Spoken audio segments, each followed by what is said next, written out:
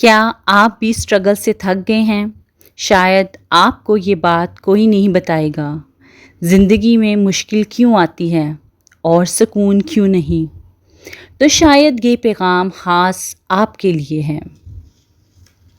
جی، آج ہم بات کریں گے استغفر اللہ پر، استغفار پر۔ جی، اس کا مطلب میں اللہ تعالیٰ سے معافی مانگتی ہوں۔ یہ چھوٹا سا لیکن بہت پاورفل ذکر ہے۔ انسان کو اللہ سے جوڑنے میں مدد کرتا ہے۔ اللہ تعالیٰ سے تعلق کیسے مضبوط ہوتا ہے؟ جی، استغفر اللہ اللہ تعالیٰ سے معافی مانگنے کا بہترین ذریعہ ہے۔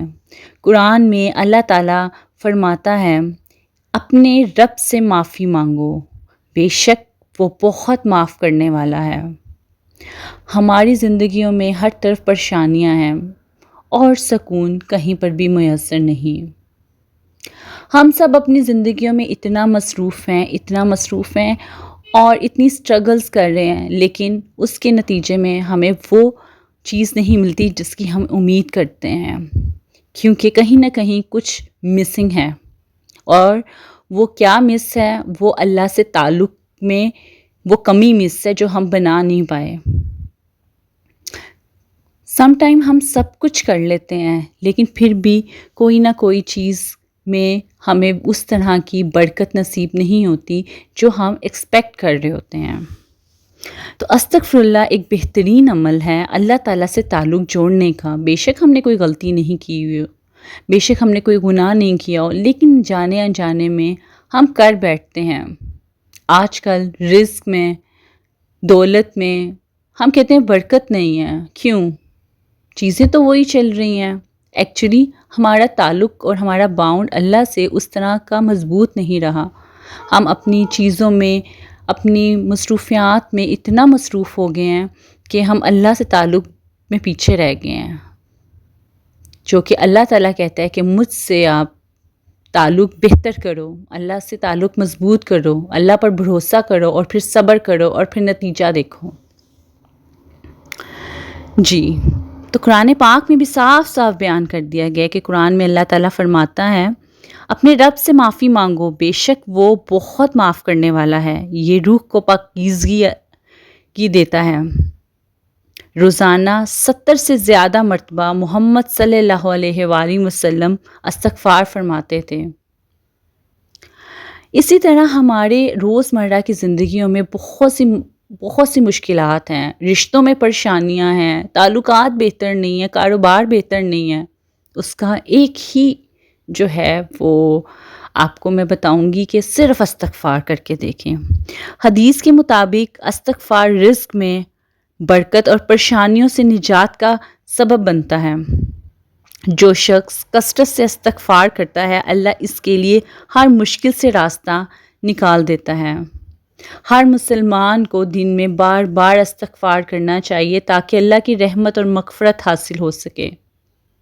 اگر آپ کو بے چینی محسوس ہو رہی ہو، آپ کا دل نہ کہیں لگ رہا ہو، یا آپ کو ایسا لگے کہ آج آپ کا دن ویسا نہیں ہے، تو آپ بیٹھے بیٹھے استغفار کرنا شروع کر دیں۔ اٹھتے بیٹھتے آپ استغفار کریں، یا آپ نماز کے بعد ایک استغفار کی تسبیح کریں۔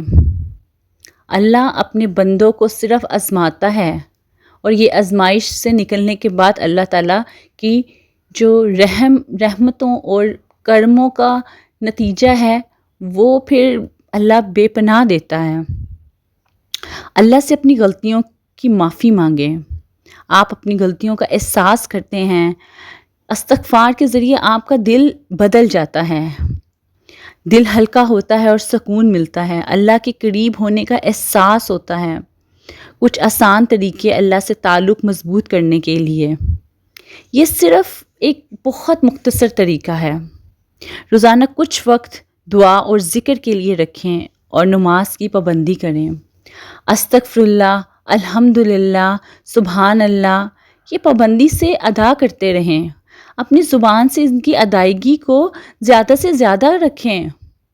دل سے اللہ سے باتیں کریں۔ اپنی پرابلمس کو شیئر کریں. آپ بیٹھے ہوئے ہیں، آپ کو کوئی پرابلم آ رہی ہے، آپ نماز پڑھ رہے ہیں، آپ ویسے ہی لیٹے لیٹے بیٹھے بیٹھے اللہ تعالیٰ سے باتیں کریں، اپنی دل کی ہر چیز کو شیئر کریں کہ اللہ تعالیٰ مجھے یہ مسئلہ ہے اور مجھے کوئی راستہ نہیں نظر آ رہا، اور بتا میں کیا کروں. بس اس کے بعد آپ نے اللہ سے باتیں کرنی ہیں، اللہ سے دعا کرنی ہے، اور اس کے بعد جو سب سے امپورٹنٹ چیز، اللہ پر بھروسہ رکھنا ہے، یقین، ایمان پختہ ہونا چاہیے. قرآن کی تلاوت کریں یا ٹرانسلیشنز کو اس کو سمجھ کر پڑھیں. یہ استغفار کا سفر ہے، اور یہ سفر آہستہ آہستہ مزید اسٹرانگ ہوتا جائے گا. اگر آپ استغفر اللہ اور اللہ سے تعلق سمجھنا چاہتے ہیں تو یہ ویڈیو آپ کے لیے ہی ہے. اس ویڈیو کو سمجھنا اور ان باتوں پر غور کرنا، یہ آپ کو اللہ کے مزید قریب لے کے جائیں گا. باتیں صرف چھوٹی سی اور معمولی باتیں جو ہم ریگولر روٹین میں کرتے ہیں، لیکن سمجھنا بہت ضروری ہے. اس لیے یہ ویڈیو آپ کے لیے بہت ہیلپ فل ہے. آپ صرف 100 بار استغفر اللہ کی تسبیح کریں. اگر پھر بھی مشکل ہے تو پھر آپ نے کیا کرنا ہے؟ آپ نے اٹھتے بیٹھتے جب آپ کو وقت ملے آپ استغفر اللہ جاری رکھیں. اللہ اپنے بندوں کو کہاں سے نوازتا ہے آپ اس چیز کی جو ہے وہ خبر نہیں رکھتے. بس اللہ تعالیٰ اپنے بندوں کو ٹیسٹ کرتا ہے، اور آپ نے صبر اور توکل اس کا حل ہے.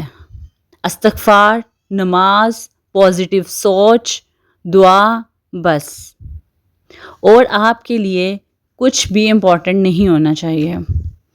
باقی مشکلات، آزمائشیں وقت کے ساتھ ساتھ ختم ہو جاتی ہیں، اور اللہ بے شک اس کے بعد زیادہ نوازتا ہے. اللہ کبھی اپنے بندوں کو اکیلا نہیں چھوڑتا. اس لیے آپ کو استغفار، نماز، پازیٹیو سوچ، صبر اور توکل، یہ چند چیزیں ہیں جس کو اپنا ایک ہتھیار بنا لیں کہ آپ کا یہ ویپن ہے.